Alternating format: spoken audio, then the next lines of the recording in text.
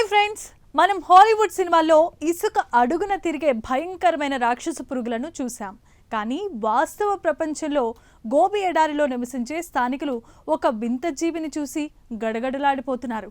దాని పేరు ఓల్గోయ్ ఖోర్గోయ్, అంటే మంగోలియన్ డెత్ వామ్.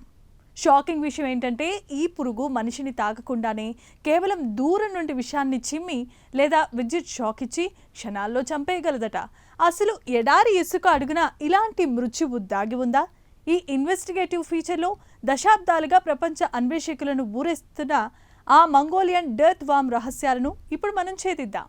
ఈ మిస్టరీ 1920లో ప్రపంచానికి తెలిసిందే.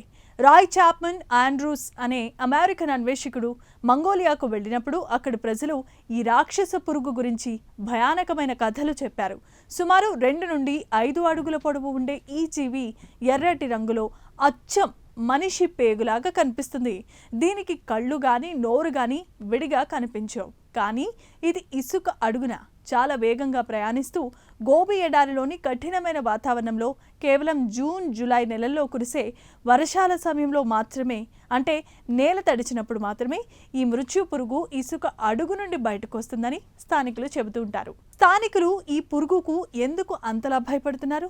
వారి కథల ప్రకారం ఈ పురుగు 2 రకాలుగా దాడి చేస్తుంది.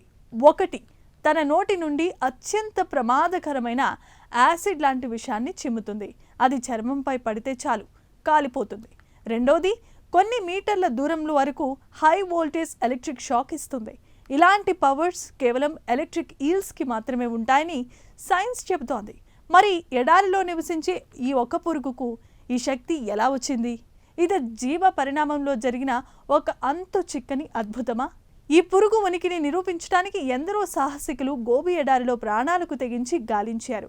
1990లలో చెక్ రిపబ్లిక్ అన్వేషకుడు ఇవాన్ మాక్కాల్డే అల్ట్రాసౌండ్ టెక్నాలజీతో ఎడారి అంతా వెతికాడు. కానీ ఒక్క పురుగు కూడా కెమెరాకు దొరకలేదు. 2005లో రిచర్డ్ ఫీమ్రన్ అనే శాస్త్రవేత్త కూడా భారీ ఆపరేషన్ చేపట్టాడు. విచిత్రం ఏంటంటే ప్రతి అన్వేషణలోనూ స్థానికులు మేము ఈ పురుగును నిన్ననే చూసాం అని చెప్తారు. కానీ శాస్త్రవేత్తలు వెళ్ళేసరికి అది ఇసుకలో మాయమైపోతుంది. మరి సైన్స్ ఏమంటోంది?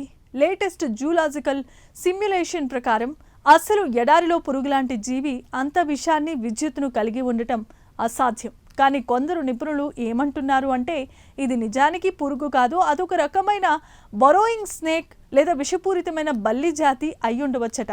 మంగోలియాలో ఉండే సమధామలార్ పామును చూసి ప్రజలు రాక్షస పురుగు అని భ్రమపడుతున్నారా? అలా అనుకోవటానికి లేదు. ఎందుకంటే ఆ పాముకు విద్యుత్ షాక్ ఇచ్చే శక్తి ఉండదు. నిజానికి మంగోలియన్ డెత్ వామ్ అనేది కేవలం ఒక జానపద కథ మాత్రమే కాదు, అది క్రిప్టోజూలాలజీలో ఒక పెద్ద సవాల్. లోచ్నెస్ మాన్స్టర్ లేదా బిగ్ ఫుట్ లాగే ఇది కూడా మనిషి కంటికి దొరకని ఒక రహస్యమైన జీవి. గోబీ ఎడారిలోని కఠినమైన ఉష్ణోగ్రతలు, అంతు చిక్కని లోయలు ఈ జీవి దాక్కోవటానికి అనువైన ప్రదేశాలు.